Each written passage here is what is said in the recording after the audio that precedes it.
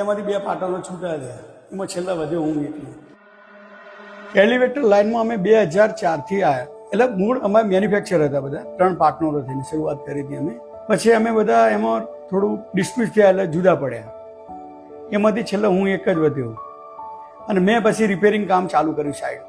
એમાં અમારા પાસે 3-4 છોકરા જે ટીમ હતી એ બધા ઓલરાઉન્ડર જ હતા અને શરૂઆતમાં અમે હતા એટલે વેલ્ડિંગ નાનું મોટું ઘણું બધું કામ કર્યું.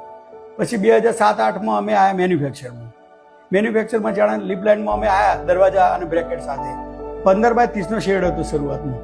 એ પછી અમે ગણા 25x55ના શેડો હતા અને પછી એમ લાગ્યું કે ભાઈ આ જગ્યાએ નાની પડવાની છે એટલે અમે અમારી પોતાની જગ્યા બાકરોલમાં રાખીએ. પછી ધીમે ધીમે 2020માં અમારો સન આવ્યો છે લવ, અત્યારે જે અંબાળે છે, એટલે એને વધારે સ્ટાર્ટઅપ કર્યું કારણ કે આ બધા ભણેલા ગણેલા છોકરાઓનું અત્યારે જલ્દી લોકો એક્સેપ્ટ કરે.